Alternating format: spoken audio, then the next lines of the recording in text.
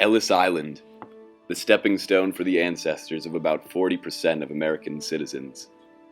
Ellis Island served as the arriving location for immigrants attempting to enter America on the East Coast.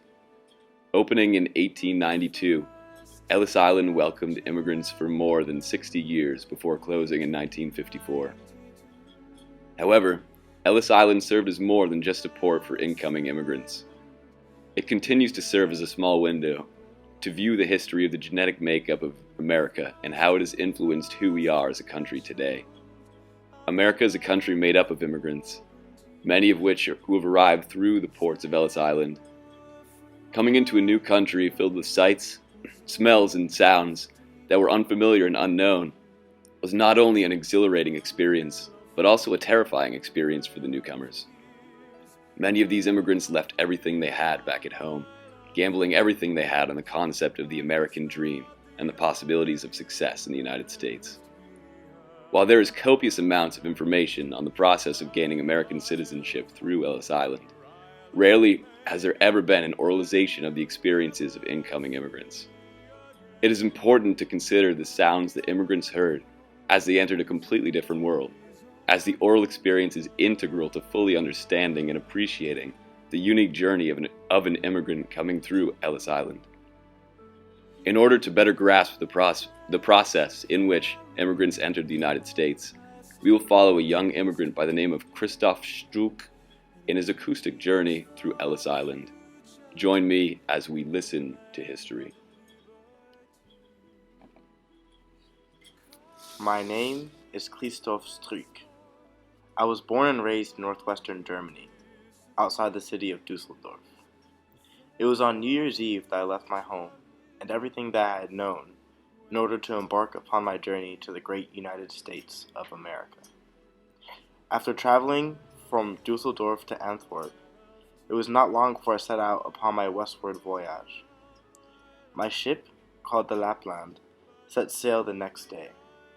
On January 12th, I caught my first glimpse of the Statue of Liberty.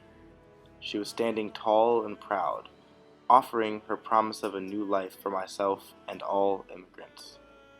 Starting from this point, my journey towards a new life had truly begun.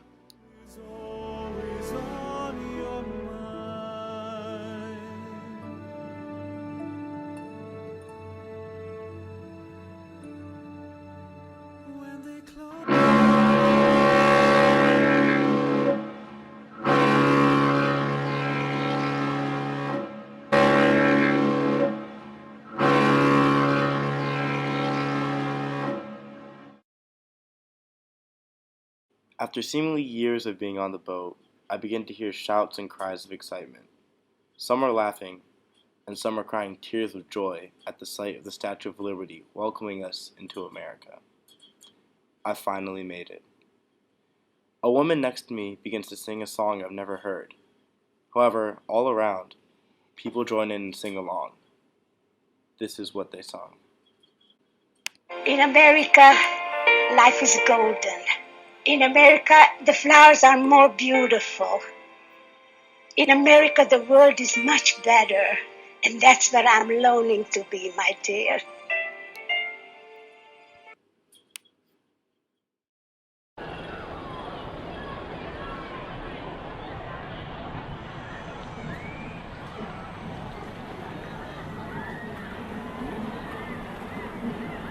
Because the steamships were far too large to dock at Ellis Island, the immigrants were transferred onto one of the many different ferries that could be docked.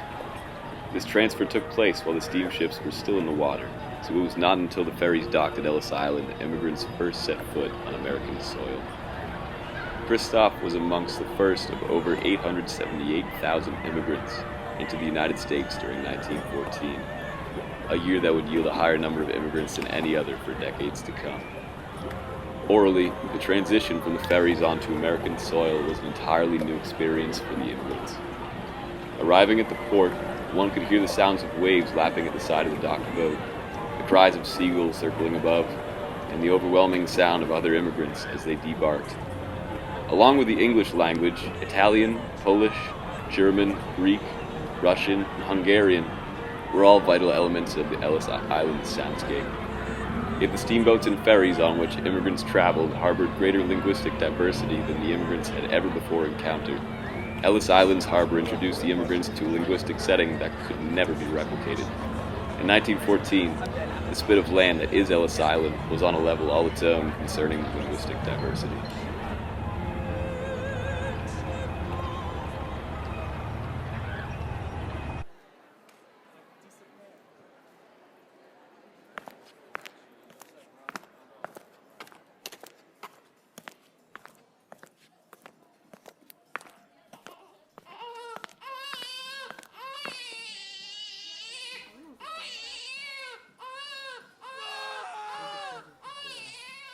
After docking and unloading my luggage, I proceed to climb the stairs within the main building up to what is known as the Great Hall. Immediately, I am confronted with the pure volume of noise in this area. The sound is almost unbearable.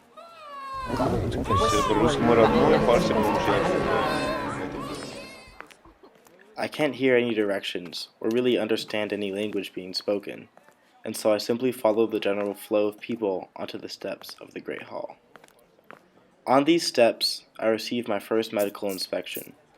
There are people watching me walk up the stairs in order to see whether I have any physical illnesses or handicaps. Despite my nervousness, I try my best to walk confidently, matching my footsteps with the sounds of others.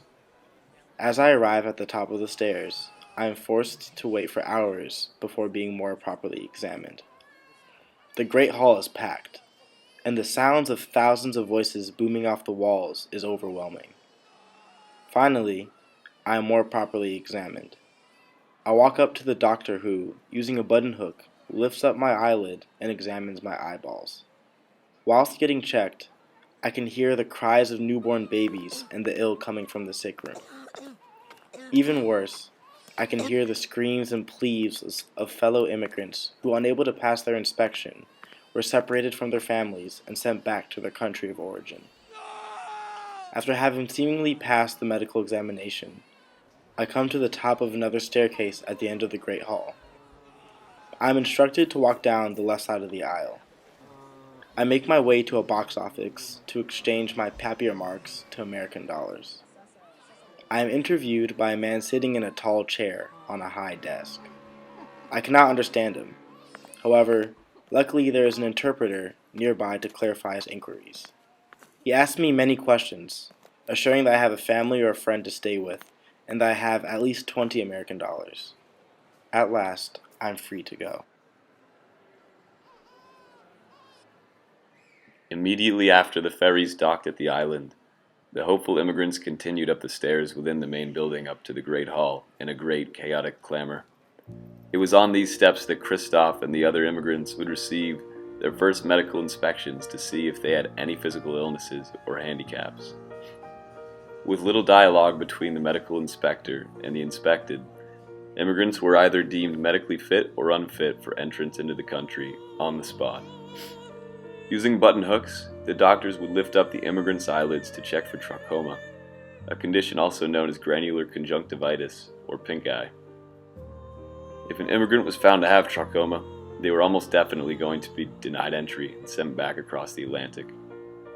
Doctors also quickly looked over the entirety of the immigrants' bodies and marked them if they appeared to possess a deformity or illness.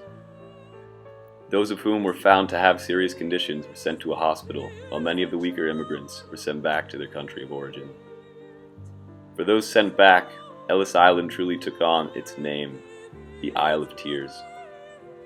Those who were rejected at the medical inspections would be struck with emotions, breaking out into tears on the spot, overcome with grief by the fact that all their work to enter a country of hope had been dashed, that they would return to their homelands devoid of any hope for a better life, and for that they cried. Following medical exams, immigrants went through interviews where they were asked a wide range of questions, including questions regarding personal details, as well as the immigrants' knowledge of the United States, and also whether or not the immigrants had money or family to stay with in America. 2% of people who had made it to this stage of processing were sent back to their countries because of inability to complete these questions adequately or due to legal issues. The other 98%, which included Christoph, were cleared to enter America. We вы говорите по-русски всей семьей? The last step of my journey is to come back to the first floor, to an area known as the Kissing Post. This is where family and friends reconvene after going through the immigration process. A friend, who had made the journey a couple months earlier, is waiting to pick me up. There is an excited din surrounding me, as people meet up with loved ones that they haven't seen in months or even years. My journey through Ellis Island is complete. Now comes the hard part, making it in America. Ellis Island is more than an important landscape in history. It is a historically monumental soundscape.